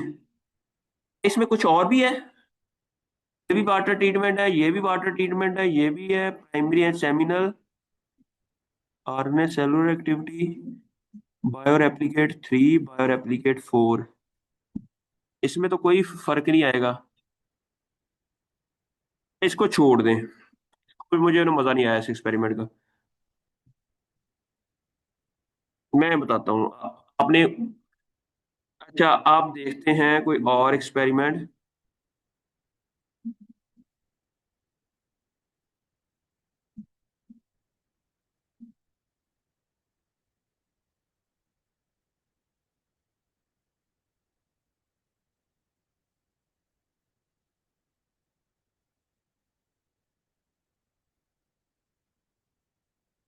लगता है ये इसमें जियामेज को क्लिक ही नहीं किया।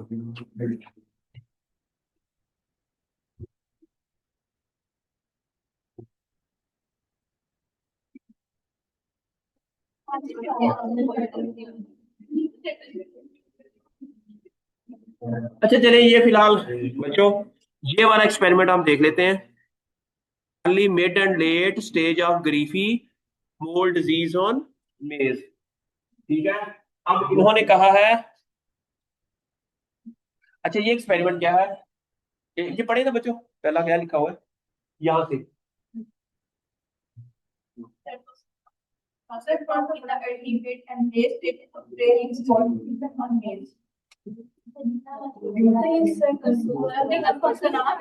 फंगल पैथोजन पे कहा, सॉरी ये फंगल पैथोजन जियामेस पे नहीं है, ये है फंगल पैथोजन के ऊपर। हमने ना जियामेस का डाटा लेना है, हमने एक मिनट।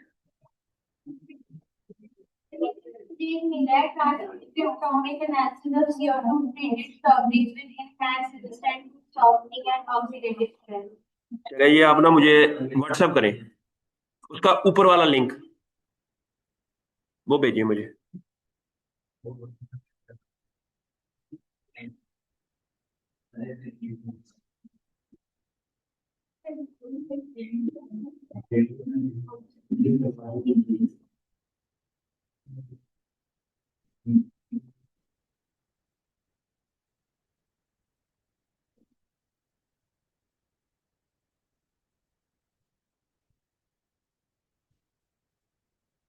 भेजा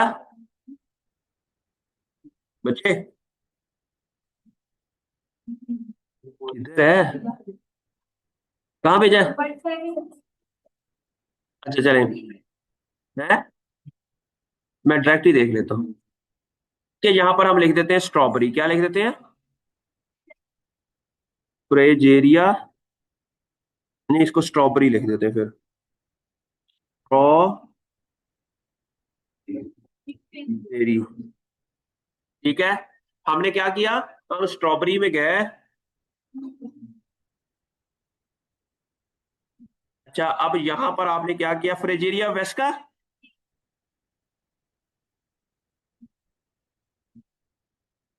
ये वाइल्ड स्ट्रॉबेरी है। अच्छा कंपैरेटिव,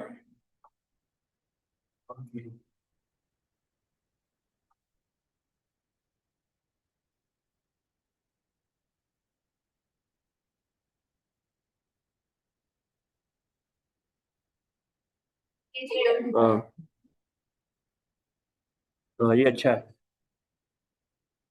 तो अब यहां पर क्या है, ट्रांसक्रिप्टोम एनालिसिस, ट्रांसक्रिप्टोम, ट्रांसक्रिप्टोम किसे कहते हैं, अब आपको समझ आरएनए स्वीटनर कहते हैं। ट्रांसक्रिप्टोम ऐसा CO2 ट्रीटेड स्ट्रॉबेरी, स्ट्रॉबेरी ली, उसको हमने कार्बन डाइऑक्साइड के साथ ट्रीट किया। सुना है कि जब हम किसी भी चीज को कार्बन डाइऑक्साइड के साथ ट्रीट करते हैं ना तो उसकी शेल्फ लाइफ बढ़ जाती है।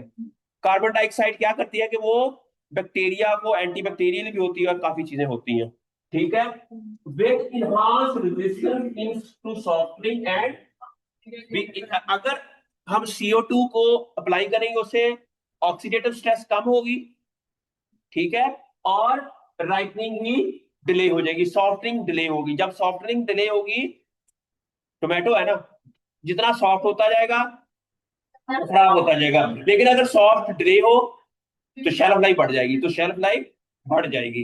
अब ये एक एक्सपेरिमेंट है। अब इन्होंने देखा कि जब कार्बन डाइऑक्साइड को ट्रीट करते हैं और बगैर ट्रीटेड के कौन से ऐसे, अगर उसकी शेल्फ लाइफ बढ़ती है तो कार्बन डाइऑक्साइड ने ऐसा क्या किया कि shelf life, this is the question, this and what is the role of NHX1 gene, ये हमारा ऑब्जेक्टिव है। अब आप उसका टाइटल लिखेंगे, under the role of NHX gene during ripening in, ये टाइटल जब हम रिजल्ट्स लिखेंगे उसके रिजल्ट्स के अंदर उसका जो हेडिंग लिखेंगे वो ये लिखेंगे, फिर आप कहेंगे कि हमने ये डाटा सेट लिया, उसके अंदर ये एक्सपेरिमेंट था, उसके अंदर से हमने अपना डाटा डाउनलोड किया, उसमें से अपने जीन अलहदा किए, फिर हमने उसका एनालिसिस किया, फिर हमने उसका एनालिसिस किया। समझ आ गई आपको?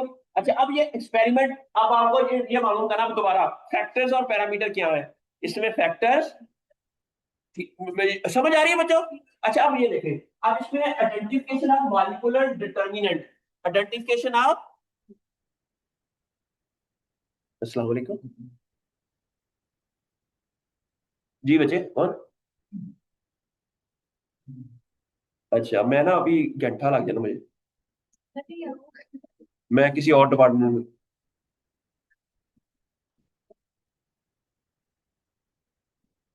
रैकेट नहीं है मेरे पास, नहीं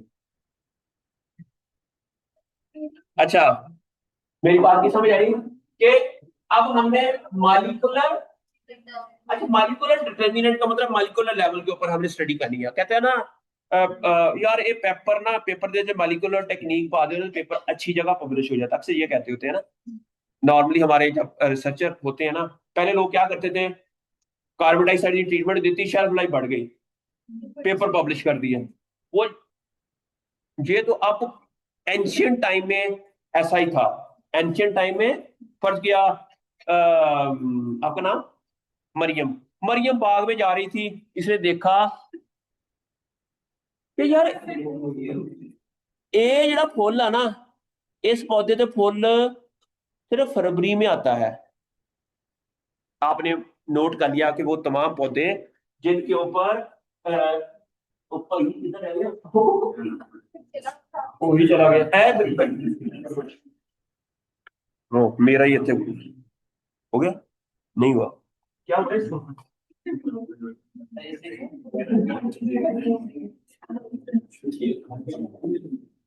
ओके, क्या कहा था?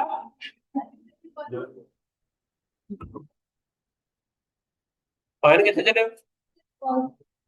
अच्छा, मैं ना आज सुबह गया तो उसे ना कितनी वड्डी की लड़की थी हमारे डिपार्टमेंट में, तो वो मेरा स्टूडेंट खड़ा था, स्टूडेंट से मेरी बात करते ना के पाए पट की आला वो पूरी ना करने वाली टीचर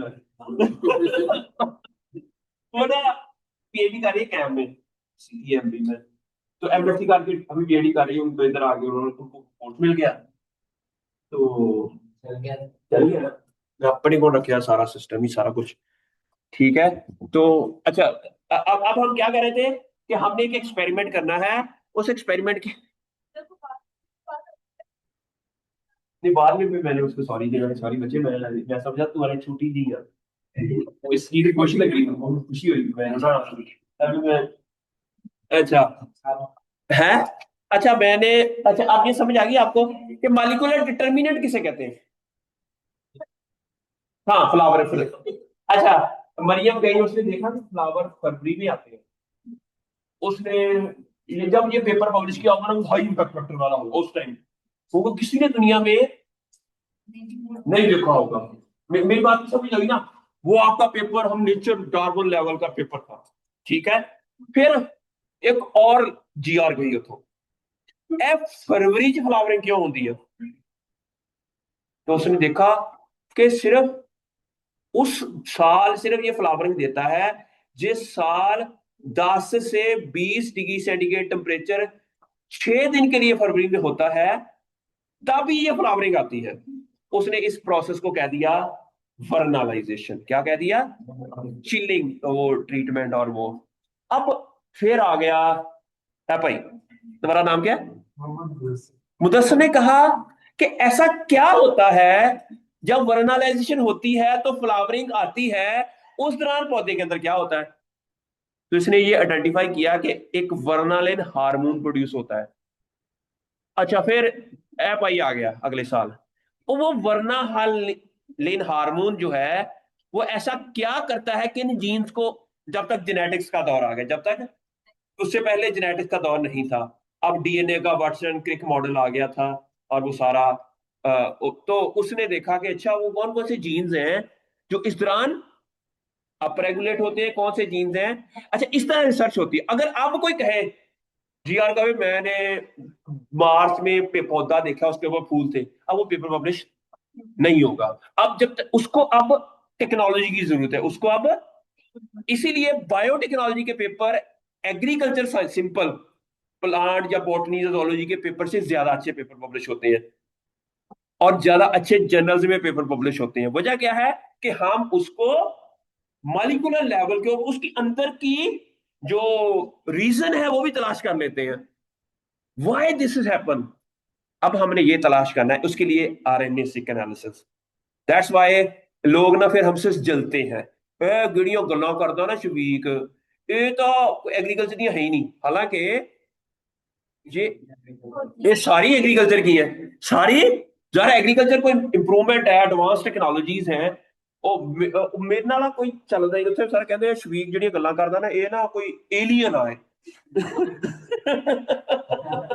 तो हालांकि ये वो बातें हैं जो असल बातें हैं, जिससे हमें ये पता चलता है। इसलिए वहां ना जब मैं थोड़ा सा एडवांस थोड़ा एग्रीकल्चर में होता ना, तो बच्चे ज़ाहिर है उनके पास वो बायोटेक्नोलॉजी की तरह नॉलेज नहीं है। मैं तो तेरे पता फिर तो वो अब आप लोगों को पढ़ा के मजा आ रहा है इंशाल्लाह कि मैं उस लेवल पे जा सकता हूँ जिस लेवल पे मैं बुशरा को भेजना। बुशरा ही ना तेरा? बुशरा का मैसेज आता है सर, मैं कहता ना नो।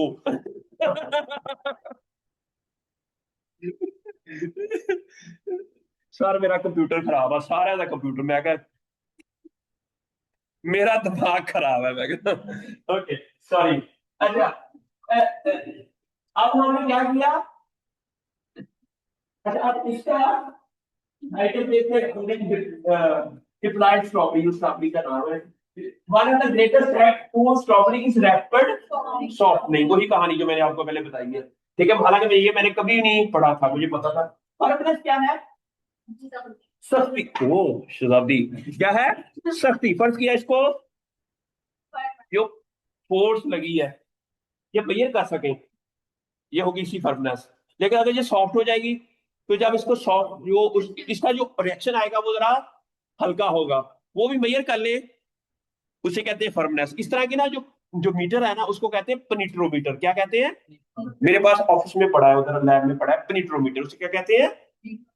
पनीट्रोमीटर क्या करता है?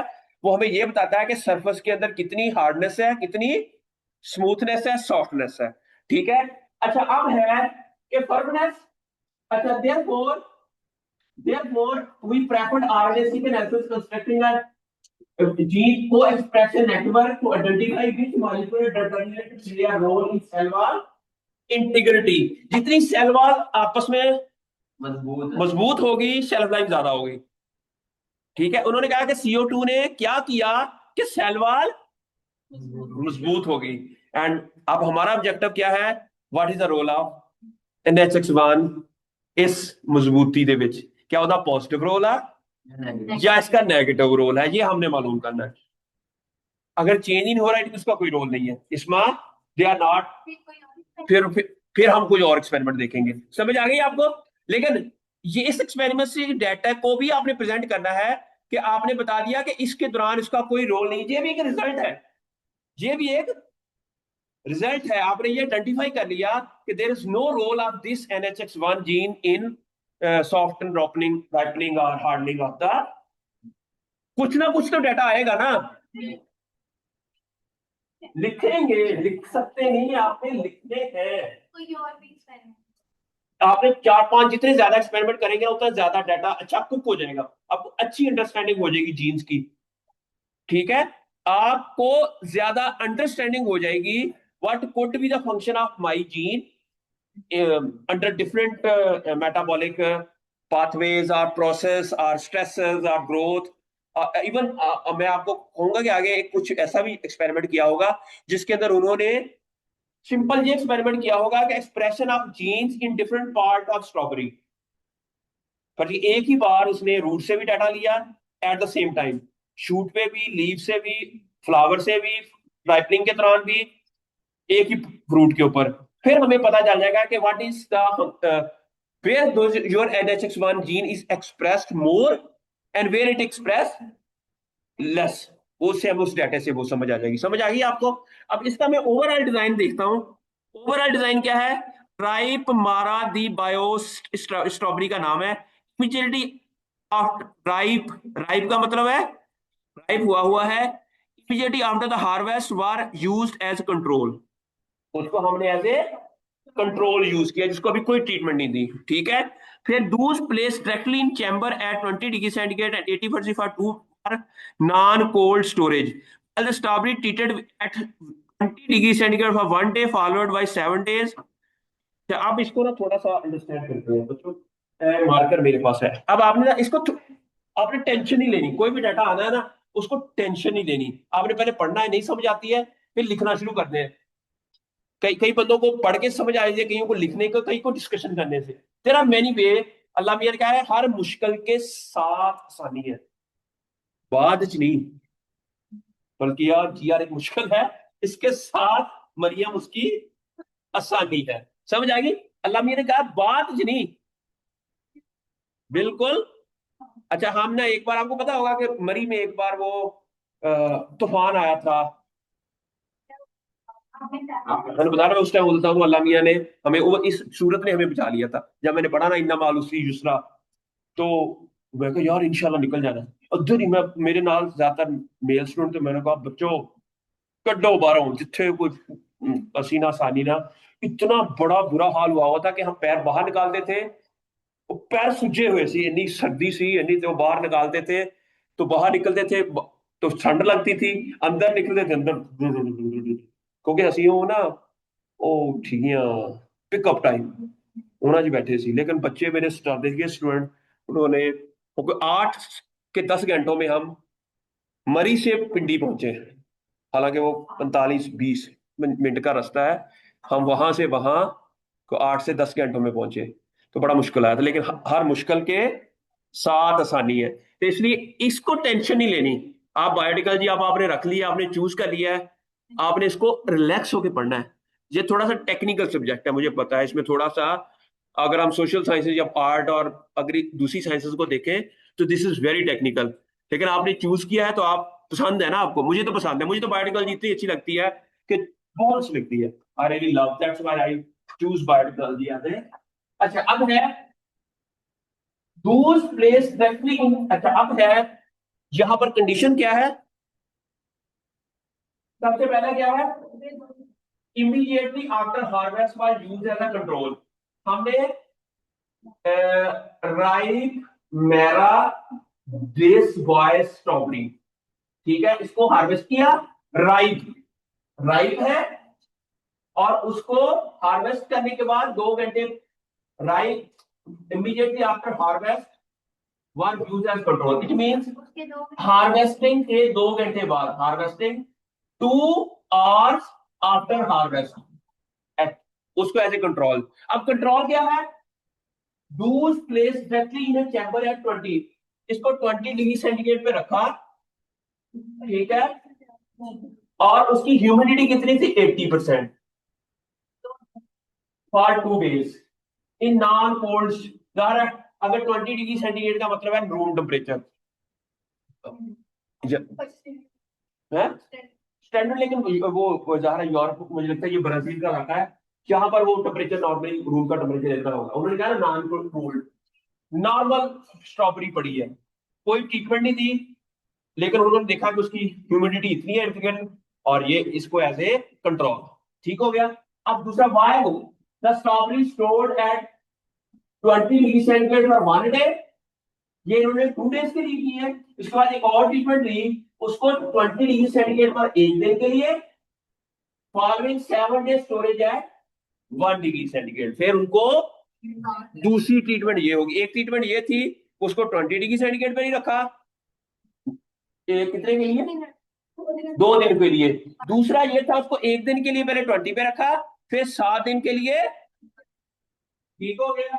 अच्छा, उसके बाद condition required to simulate a time in transit was used to analyze the air cold storage fruit or carbon dioxide cold storage fruit। अच्छा, एयर कंट्रोल्ड है, एक CO2 कोल्ड स्टोरेज। अच्छा, वो जो CO2 है, wire the 7 days at 1 degree centigrade,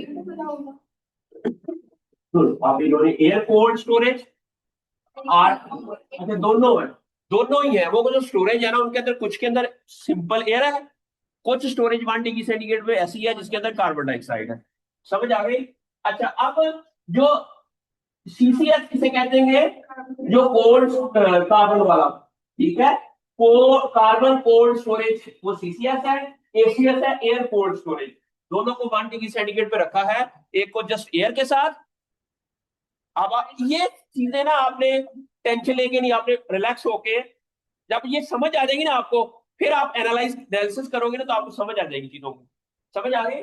फिर आपने CCS work pre-treated 2 days with a gas mixture containing 80% CO2 plus 80% O2 plus, ये वो उसके अंदर वो, अच्छा इसे कहते हैं, आपको पता है जो एयर होती है उसके अंदर कितने परसेंट नाइट्रोजन होती है, कितने परसेंट ऑक्सीजन होती है, 21.3% ऑफ कार्बन डाइऑक्साइड। इसके ऊपर जा रहा है, ये तो नॉर्मल एयर हो गई। अगर हम इसकी परसेंटेज चेंज कर दें, अब यहां पर इन्होंने परसेंटेज इसकी चेंज कर दी, इसके अंदर 18% कार्बन डाइऑक्साइड रखती, इसे कहते हैं modified atmospheric packaging. Modified atmospheric, अगर पैकेजिंग या कोल्ड स्टोरेज या मॉडिफाई एटमॉस्फेरिक पैकेजिंग, ठीक हो गया। और 18% कार्बन डाइऑक्साइड प्लस 18% ही ऑक्सीजन प्लस 64% नाइट्रोजन, 64%। इस तरह ये एक ऐसा पैकेज था जिसके अंदर डिफरेंट वैल्यूज ऑफ। अच्छा, अब कहा जाता है, अच्छा अब आप इसको समझने से पहले आपको यह भी समझना चाहिए कि राइपनिंग किसे कहते हैं। राइपनिंग के दौरान ऐसा क्या होता है, एक बताएं, एनीवन कह रहा जी बच्चे। फ्रूट की जब राइपनिंग हो रही होती है तो दो गैसेस बड़ी इंपॉर्टेंट, इथाइलिन प्रोड्यूस होती है बच्चों। और इथाइलिन क्या करती है कि ऐसे जीन को एक्सप्रेस करवाती है, लाइक अमाइलेज। इथाइलिन प्रोड्यूस होती है जैसे स्टार्च ग्लूकोज में कन्वर्ट होती है। अमाइलेज का काम क्या होता है, स्टार्च को, इस तरह प्रोटीएज, प्रोटीएज का काम क्या होता है, प्रोटीन को अमाइनो एसिड में कन्वर्ट करना। इस तरह सेलुलेज वो क्या करेगी, सेल वॉल को डिग्रेड कर देगी। इस तरह एक होता है पेक्टाइडोग्लाइकोडिनेज, वो पेक्टिन को डिग्रेड कर देगी। वो किसको कर देगी, क्योंकि आपकी जो सेल वॉल है वो किसकी बनी होती है, सेलुलोज और पेक्टिन और हेमीसेलुलोज। अगर ये सारे एंजाइम प्रोड्यूस हो जाएंगे तो सॉफ्टनिंग हो जाएगी, क्या हो जाएगी, शेल्फ लाइफ कम हो जाएगी। ठीक हो गया। अच्छा अब अगर, अच्छा दूसरा दूसरा काम क्या होता है, आप जिंदा क्यों है, हम ब्रीथ करते हैं, सांस लेते हैं। सांस कैसे लेते हैं, ऑक्सीजन हमारी बॉडी के अंदर आती है, कार्बन डाइऑक्साइड हम। अच्छा इसी तरह फ्रूट भी सांस, जो फ्रूट हार्वेस्ट करते हैं तभी वो सांस ले रहा होता है, तभी वो जिंदा होता है। क्या होता है, वो कट भी कर देते हैं लेकिन वो जिंदा है। ठीक है, जब वो जिंदा है तो उसको ऑक्सीजन आ रही है, जब ऑक्सीजन आती है फ्रूट के अंदर तो ग्लूकोज के साथ वो रिएक्शन करती है तो सांस लेती है, वो कार्बन डाइऑक्साइड बाहर निकलती है और उसको एनर्जी मिलती है। और वो, लेकिन अगर हर टाइम ऑक्सीजन मिलती रहे तो ग्लूकोज उसकी खत्म हो जाएगी, तो उसकी राइपनिंग, सेल्फ लाइफ। ठीक है, अब हमने उसको इन दोनों चीजों से बचाना है, ऑक्सीजन से भी, इथाइलिन से। अगर ये दोनों गैसेस इस रूम के अंदर ना हो, इसको वैक्यूम कर दें, इसके अंदर सारी एयर बाहर निकाल दें, वैक्यूम कर दें और इथाइलिन भी बाहर निकाल दें, तो क्या होगा, फ्रूट की शेल्फ लाइफ। लेकिन ऑक्सीजन थोड़ी सी रखनी है, क्यों, ताकि एन एरोबिक रेस्पिरेशन स्टार्ट हो जाए। एन एरोबिक रेस्पिरेशन जो होती है वो भी खतरनाक होती है, उससे टॉक्सिक केमिकल बनते हैं। ठीक है, और राइपनिंग के दौरान आपने देखा होगा कि टोमेटो अगर शुरू में ग्रीन होता है वो रेड हो जाता है। रेड किस वजह से होता है, राइपनिंग के दौरान उसके अंदर लाइकोपीन प्रोड्यूस होती है। क्या होती है, लाइकोपीन, एक कंपाउंड है जो कि एथाइलिन उसको ट्रिगर करती है। समझ आ गई, अब ये सारी कहानी समझ आ गई आपको भी। आपको एक एक्सपेरिमेंट करने से पहले उस एक्सपेरिमेंट की ना साइंस, लॉजिक, वो नॉलेज होना चाहिए आपके पास। अच्छा अब हमने इसका डाटा लेना है, इस सारी ट्रीटमेंट का, उसके रेप्लिकेट का डाटा लेना, हमने क्या लेना है। अच्छा अब इसका डाटा आपको कहां से मिलेगा, ये यहां पर लिखा हुआ है, ये सैंपल्स है। तो टोटल कितने सैंपल्स हैं, 12।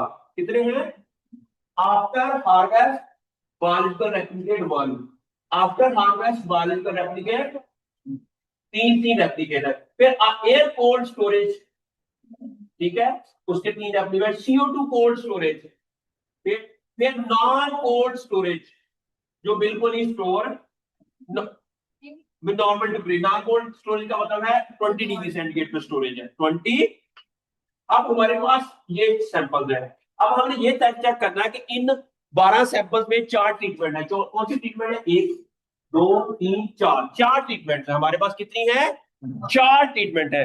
अब हमने देखना है कि हमारा NHX1 जीन किन के अंदर ज्यादा एक्सप्रेस होता है, किसके अंदर मॉडरेट है, किसी के अंदर।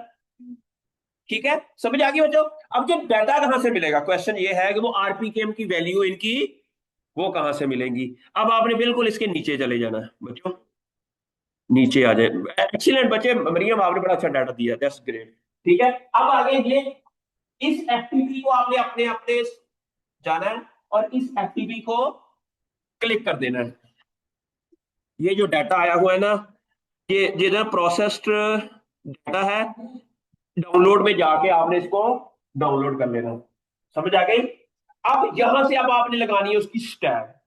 क्या लगानी है? स्टैट। अब स्टैट में क्या लगेगा? स्टैट में लगाने से पहले आपको एक और चीज समझानी है थोड़ी सी। अच्छा, फर्ज किया यहां पर 99 बच्चे इंटेलिजेंट है, एक बेवकूफ है, तो पी की वैल्यू कितनी आएगी?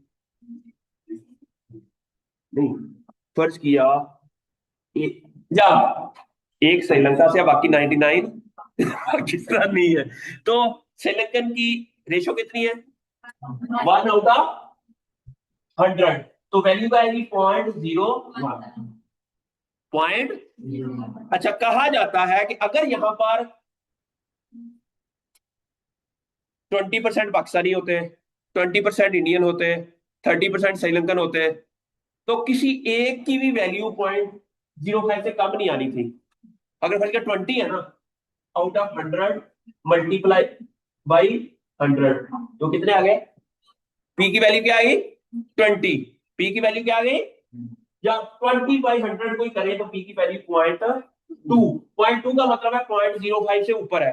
अगर तो पी की वैल्यू 0.05 से ऊपर आए, इसमें दोनों ट्रीटमेंट सेम, कोई एक भी ट्रीटमेंट ऐसी नहीं है जो दूसरियों से बहुत डिफरेंट हो, नहीं लगे। अब 4 है ना, 4 ट्रीटमेंट, इन चारों का जब हम इकट्ठा कंपैरिजन करेंगे ना, इसको अनोवा लगाएंगे।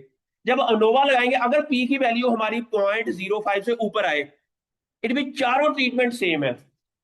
चारों ट्रीटमेंट के अंदर जीन का एक्सप्रेशन इफेक्ट नहीं हुआ। लेकिन अगर पी की वैल्यू 0.05 से कम आती है, तो इसका मतलब है एक आध सैंपल इसमें ऐसा है जो श्रीलंकन है, एक आध सैंपल ऐसा है दैट इज डिफरेंट फ्रॉम। अब यहां पर एक और किसी भी डाटा लिया जा सकता है। यहां पर हम देखें कितने पंजाबी हैं, कितने सिंधी हैं, कितने बलोची हैं। ठीक है, अब हम देखेंगे अगर बलोची सिर्फ 2 है और 57 आउट ऑफ 2 जो है, तो बाकी 20% पंजाबी है, 20% सिंधी है, 20% और बलोची सिर्फ 2 है, तो तब पी की वैल्यू, अगर बलोची भी 10-15 हो ना, तब पी की वैल्यू 0.05 से ऊपर आएगी।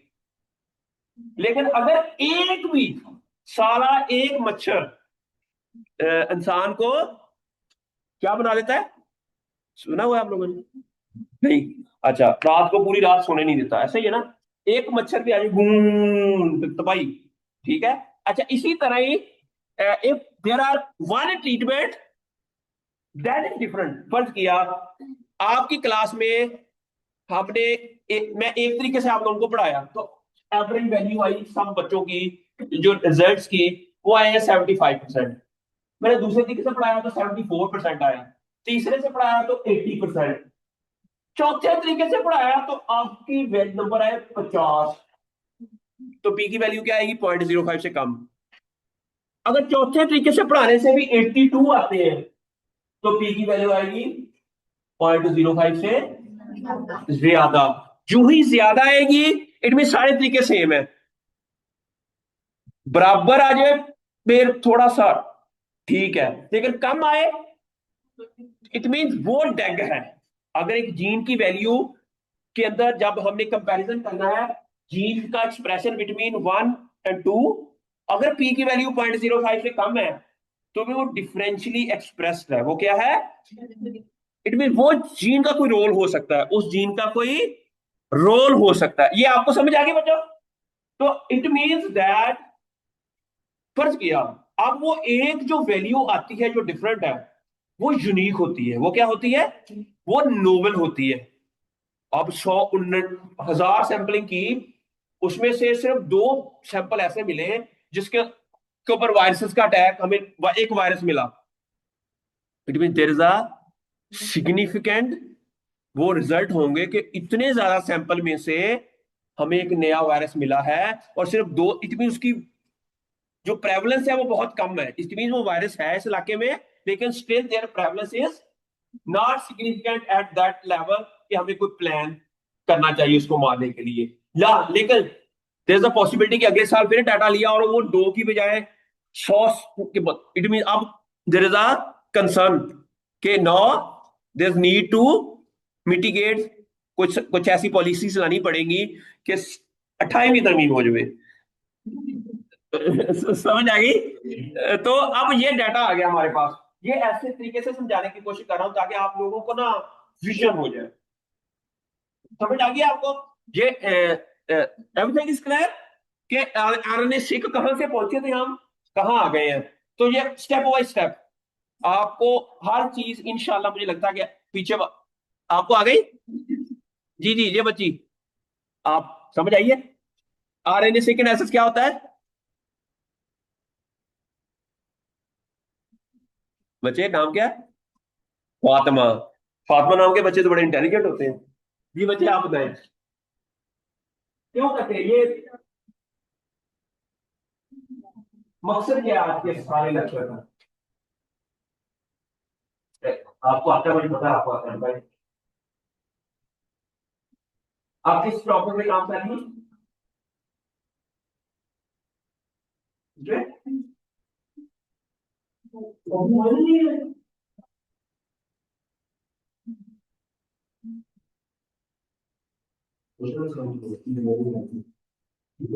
आप आपका नाम क्या है?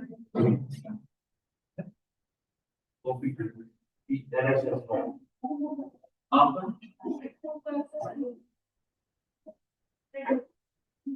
आपने ना आपके पास नंबर मुझे शेड्यूल था, ठीक है?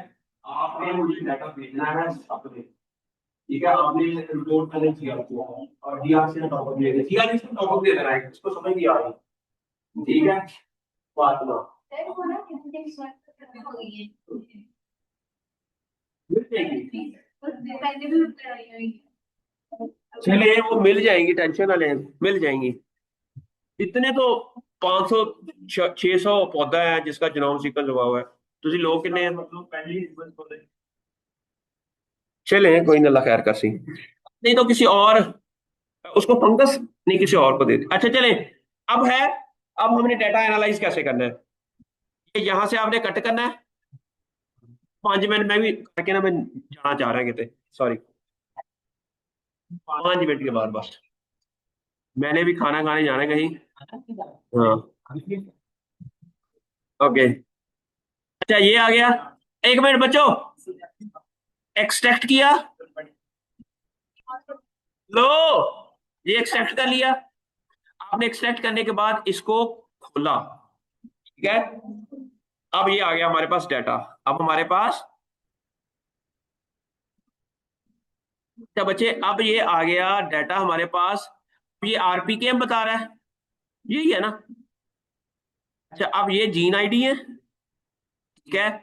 ये बता रहा है कि इसके जीन का नाम क्या है, हर जीन का। फिर आगे ये बता रहा है उसकी जो ट्रीटमेंट एंड डिफरेंट वो सैंपल्स के साथ ना, टोटल 12 सैंपल टोटल हैं आपने। अच्छा अब आपने क्या करना है कि इन 12 सैंपल्स के अंदर से आपने अपने जीन अलग करने हैं, आपने अपने जीन अलग करने हैं। फर्ज किया आपने यहाँ पर जीन आईडी वो डालने हैं जो आपने फाइटोसोम से लिए हैं, रीनेम वाले नहीं, क्योंकि यहाँ पर रीनेम वाले, रीनेम तो आपने खुद किए थे ना। एक्चुअली उसके जो ओरिजिनल आईडी हैं वो इधर से मिलेंगे, ठीक है? अच्छा अब दूसरा क्वेश्चन ये है कि क्या ये डाटा उन्होंने फाइटोसोम से लिया है? देयर इज अ पॉसिबिलिटी कि उन्होंने जीनोम लिया हो एनसेम्बल प्लांट से, तो उनके जीन आईडी होंगे इधर। तो फिर आप क्या करेंगे कि आप अपने जीन के आईडी उस वेबसाइट पे जाएंगे, उधर ब्लास्ट करेंगे, उसी के मिलते जुलते आईडी जो उस वेबसाइट पे आपके जीन के होंगे वो आपने कॉपी करके वो इधर पेस्ट करेंगे। नहीं लगी समझ? फर्ज किया ये जो जीन आईडी है ना, फर्ज किया ये वाले जीन आईडी ये एनसेम्बल से नहीं है, ये फाइटोसोम से नहीं है, ठीक है। अब आपने क्या करना है, अगर तो फाइटोसोम वाले दैट्स ओके, ज्यादातर फाइटोसोम से होते हैं, ठीक है। अगर फाइटोसोम से नहीं है, अगर फाइटोसोम से नहीं है तो फिर आपने क्या करना है कि आपने अपनी वो जो प्रोटीन की सीक्वेंस है, फर्ज किया मैं आपको बताता हूं, फर्ज किया हमारे पास एक प्रोटीन की सीक्वेंस है, यहां पर ये वाली, इसको तो कितने रह गया, फर्ज किया ये वाली है, ठीक है। इसको मैंने कॉपी किया।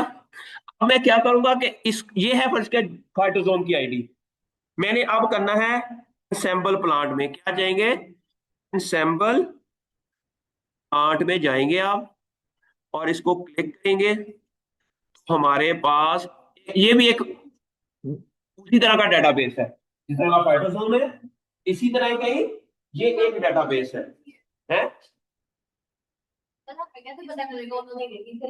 पर वो हम एक मिनट बताएंगे ना। फर्ज किया हमने क्या किया, इधर ब्लास्ट में गए, ब्लास्ट में जाएंगे ना, यहां जाकर आप इसको उसी को उसको पेस्ट करेंगे और यहां पर हम लिख देंगे फर्ज किया वो जो जीन का आईडी है NHX, फर्ज किया मैं कह रहा हूं, ठीक है। और ये प्रोटीन है, ये अरेबिडोप्सिस थलियाना, या आपकी जो क्रॉप है, फर्ज किया आपकी क्रॉप जो है वो है पीच, हमारी प्रोग्राम किया हो या तो मेरी जॉब में किया था।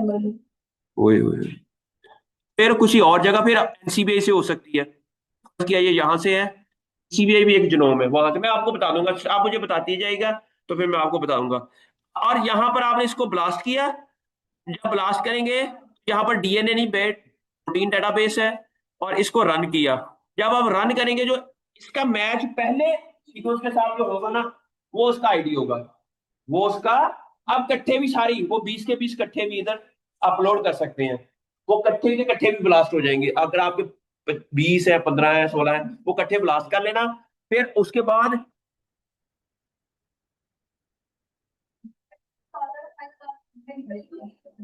हाँ हाँ नो हिट फाउंड, यहाँ पर वो कह रहा है कि कोई हिट नहीं मिला, ठीक है। आप इसको दोबारा से जरा ये,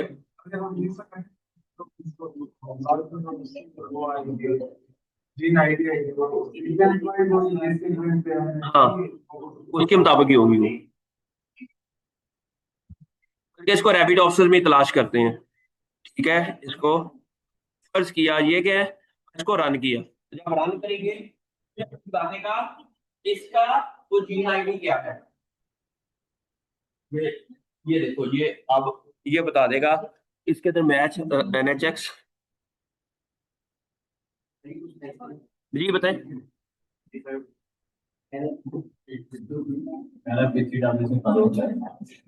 ये 50 हिट आए हैं, लेकिन आपका जो पहला हिट होगा ना, कि इसका ये अरेबिडोप्सिस का जीन आईडी ये वाला होगा, इसमें जीन हिट या ये वाला, ये नहीं पहले, ये जीन हिट भी वही है तकरीबन, ठीक है, ये वाला होगा। इसको आप टेबल टेबल बनाया था ना, उस वो जो टेबल बनाया था आपने उसके अंदर लिख देना, टेबल के अंदर लिखा होगा ना रीनेम आईडी, आगे फाइटोसोम आईडी, उस फाइटोसोम आईडी के साथ एक और कॉलम ऐड कर दें एनसेम्बल प्लांट आईडी, वो इसके साथ साथ लिख जाएगा। समझ आ गई? जब ये लिखे हो जाएगा, अच्छा अब just last last last last उसके बाद आपने क्या करना है, इस सारे को आपने, ये एक टेबल है, टेबल में ना आपने पहली जो है 2 लाइनें ये डिलीट कर देनी है। अच्छा अब आपने ना इस सारे को कंट्रोल A कॉपी कर देना, ठीक है। अब आपने ना इसकी टेक्स्ट वाली नोटपैड वाली फाइल बनानी है, क्या बनी है, क्योंकि वो जो सॉफ्टवेयर है उसके अंदर ये सिर्फ notepad, control N control V, notepad की फाइल बन गई। अच्छा, अब आपने इसको सेव कर लेना है, सेव एज, बस के डेस्कटॉप पे मैं कर रहा हूँ, स्ट्रॉबेरी।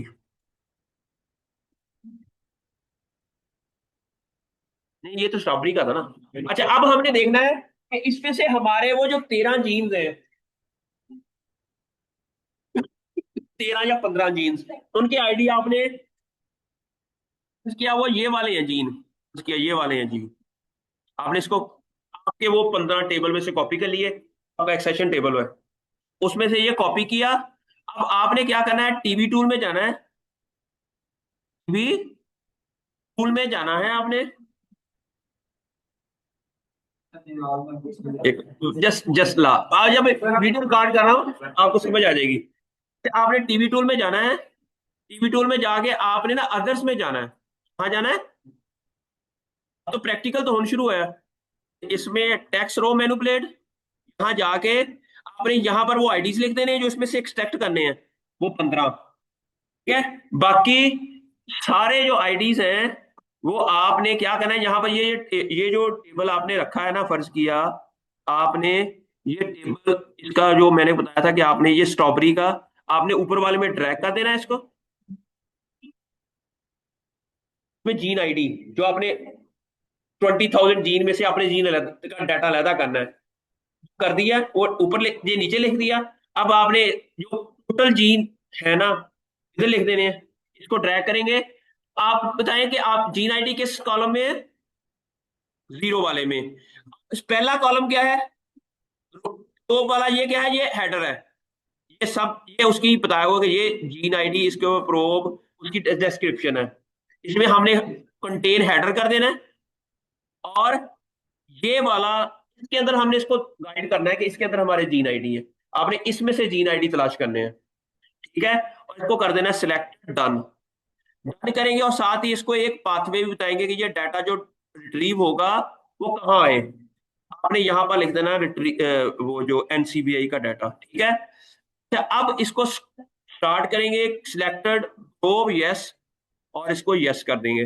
अब ये देखें, ये हमारे पास जो डाटा आ गया ना, ये एनसीबीआई वाला आ गया, वो डाटा इसके अंदर, ये देखें सिर्फ वो पूरे जो 20,000 जीन में से सिर्फ आपके जीन का जो, अब आपने इसको एक्सेल में ले जाना है, इसको कॉपी करेंगे, इसको एक्सेल, कल मैं आपको बताऊंगा कि आप इसके स्टैटिस्टिकल एनालिसिस कैसे करेंगे, और उससे हमें पता चलेगा कि कौन से डेग हैं। लेकिन आज आपने जहां तक करके लाना है, एटलीस्ट आपने अपने जीन एक्सट्रैक्ट करके लेकर आने हैं।